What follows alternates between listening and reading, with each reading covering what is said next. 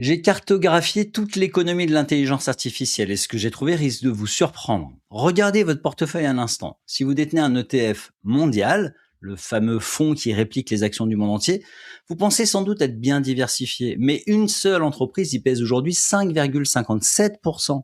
C'est Nvidia, le fabricant des puces qui font tourner l'IA. Ajoutez Apple, Microsoft, Amazon, Alphabet, Broadcom et Meta.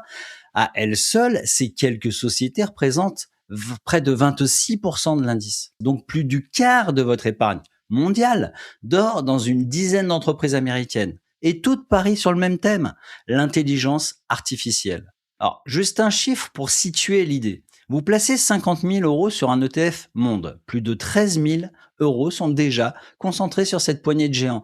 Vous êtes donc exposé à l'IA, que vous l'ayez voulu ou non. La vraie question n'est pas de savoir si vous y êtes déjà exposé, c'est de savoir à quel étage. Parce que dans cette course, il y a deux camps. Il y a ceux qui parient sur l'application, qui séduira le grand public, et il y a ceux qui vendent les pelles et pioches à tout le monde. Et ce sont les seconds qui dorment le mieux. Dans cette vidéo, je vous donne le plan complet de cette pyramide à plusieurs milliers de milliards de dollars. 7 étages. Et si votre portefeuille en touche déjà un seul, vous êtes peut-être mieux placé que vous ne le croyez. Mais d'abord, laissez-moi vous expliquer pourquoi cet indice censé vous protéger est devenu votre plus gros pari. Une précision d'abord parce qu'elle compte ici. Je ne suis pas conseiller en investissement et rien de ce que vous allez voir dans cette vidéo n'est une recommandation personnalisée. Tout investissement comporte un risque de perte en capital et surtout, je n'ai aucun lien d'affiliation avec les produits que je cite. Et tout ce que je vais décrire, je l'applique sur mon propre argent. Avant d'entrer dans le détail, notez une chose. Ouvrir un portefeuille et lire ses vraies expositions, c'est exactement ce que j'enseigne, pas à pas dans mon bootcamp gratuit par mail. Le lien est en description. Notez-le maintenant parce que la suite va vous donner envie de regarder votre propre répartition en face.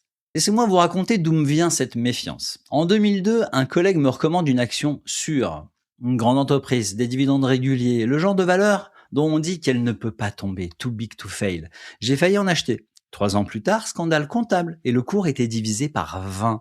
Ce jour-là, j'ai compris une chose simple. Aucune société n'est trop grosse pour chuter. Et la taille rassure précisément là où elle devrait inquiéter. L'investisseur de 2026 qui détient un ETF mondial fait une version plus discrète de la même erreur. Il croit posséder 1310 sociétés. En réalité, il détient surtout une opinion, celle que les mêmes géants continueront de dominer le futur. C'est peut-être vrai, mais ce n'est plus de la diversification. C'est un pari rassurant parce qu'il est partagé par tout le monde.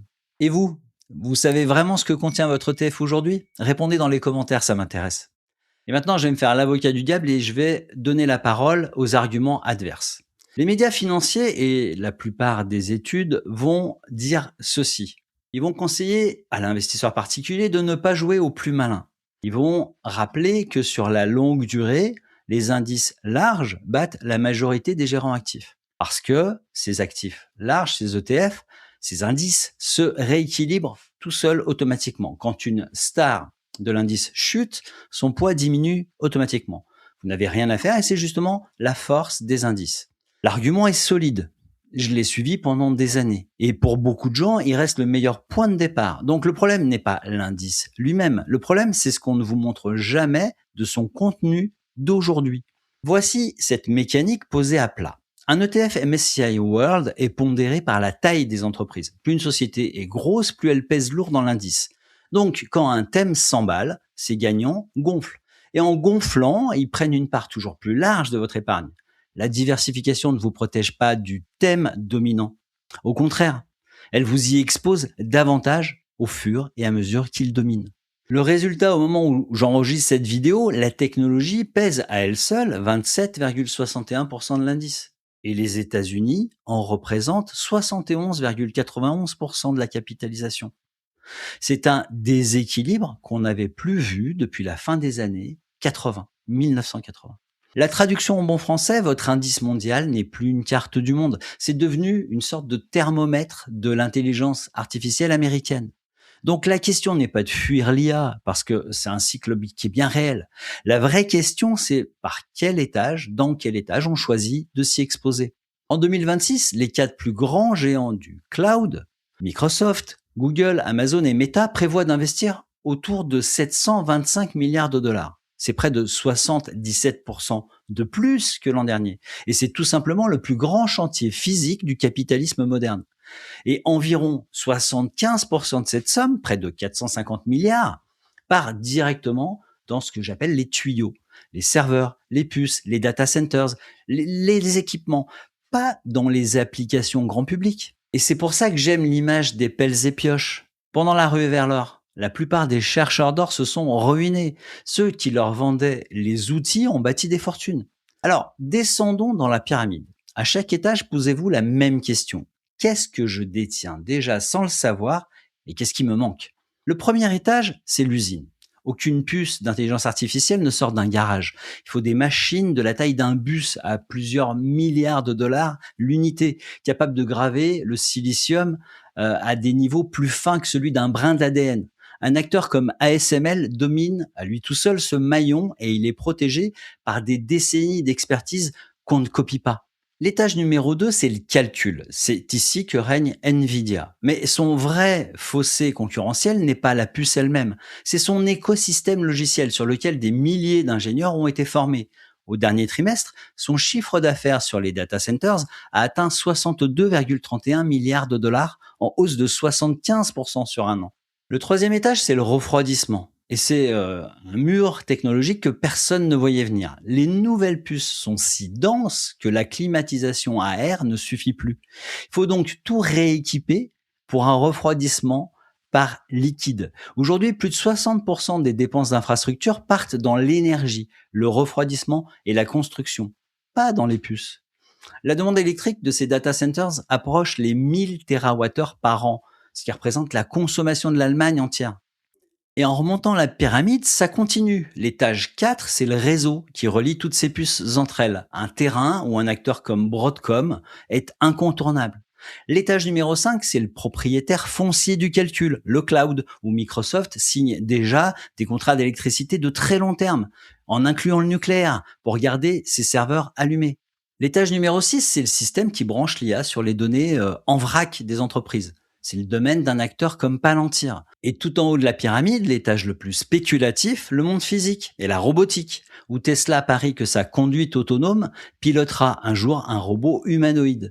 Cet étage met une seule logique. On vise la route à péage. Jamais la star du moment.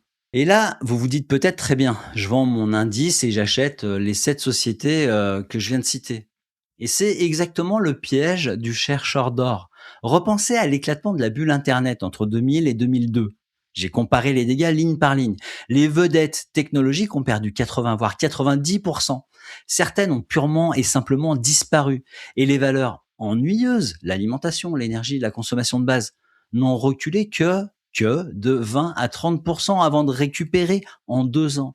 Donc, la star du marché est fragile. L'infrastructure qui la porte l'est beaucoup moins. La vraie question n'est donc pas de choisir quelle star, quelle diva acheter, c'est de choisir par quel étage s'exposer à la route, à la direction que prend le marché sans dépendre d'une seule société qui peut connaître un scandale ou un dégonflement brutal. On nous a vendu l'indice monde, l'ETF World, comme la diversification ultime, le placement qu'on prend pour ne plus jamais avoir à réfléchir. Personne ne nous a appris à ouvrir le capot. On va l'ouvrir ensemble maintenant. Voilà l'architecture que je privilégie dans la solution 10x10, mon portefeuille personnel d'investissement où j'investis mon propre argent et que je partage avec mes abonnés et où je ne fais pas de la sélection d'actions, je ne fais pas de stock picking. Plutôt que de parier sur un champion unique, je réduis le risque avec quelques ETF sectoriels qui se complètent. Il y a aujourd'hui pratiquement plus d'ETF que de sociétés. On peut vraiment calibrer des thèses d'investissement fines avec des ETF. Ma stratégie d'investissement satellite dédiée aux IA s'appelle les pelles et pioches de l'IA. Ça doit vous éclairer sur ce que j'ai mis à l'intérieur de cette stratégie. Je ne vais pas citer des fonds précis ici ou des ETF. Je garde les tickers et les informations précises pour les abonnés à la solution 10x10. Parce que ce qui compte au fond, ce n'est pas le nom de l'ETF, c'est l'architecture. Recomposer toute la chaîne dont on vient de parler avec des briques ciblées au lieu de tout miser sur un ou deux noms qui peuvent dévisser du jour au lendemain. Maintenant, je vais quand même vous rappeler ce que je ne sais pas. Je ne sais pas quelle entreprise dominera l'intelligence artificielle dans 10 ans. Je ne sais pas si les 725 milliards investis cette année seront rentables, ni quand. Je ne sais pas si ce cycle va continuer de monter ou se dégonfler dans 2 ans. Ce que je sais, en revanche, c'est comment me positionner pour plusieurs scénarios à la fois. Je sais aussi d'expérience que la conviction est dangereuse. Mes 3 pires investissements avaient tous le même point commun. J'étais absolument sûr de moi. Depuis, quand je suis certain d'avoir raison, je coupe ma position de moitié. Le panier discipliné bat la conviction solitaire. Presque à chaque fois en tout cas. L'essentiel tient en 3 points. Premier point, votre indice mondial n'est plus une carte du monde, c'est un thermomètre de l'intelligence artificielle américaine. Tout simplement parce que la pondération par la taille concentre votre épargne au lieu de la diluer.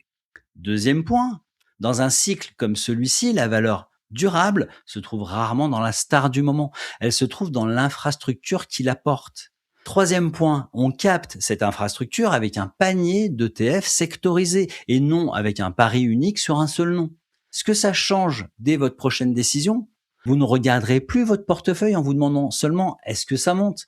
Vous vous demanderez qu'est-ce que je possède vraiment et à quelle thèse d'investissement je suis enchaîné sans l'avoir choisi. C'est exactement le type de posture qu'on construit ligne par ligne dans la formation gratuite, le lien en description. Un ETF indiciel ne vous protège pas d'une bulle sectorielle quand ce secteur domine l'indice. Au contraire, il vous enferme. Et vous, dites-moi en commentaire, avez-vous déjà ouvert la fiche de votre ETF pour regarder son top 10? Et une fois que la mécanique est comprise, est-ce que vous restez sur l'indice large en assumant ou alors est-ce que vous le complétez par une exposition étage par étage? Si vous voulez mesurer l'ampleur exacte de cette concentration, j'ai consacré une vidéo entière au sujet. Elle montre comment une dizaine d'entreprises américaines finissent par peser plus du quart du MSCI World. Elle s'affiche à l'écran, je vous la recommande dans la foulée. À très vite.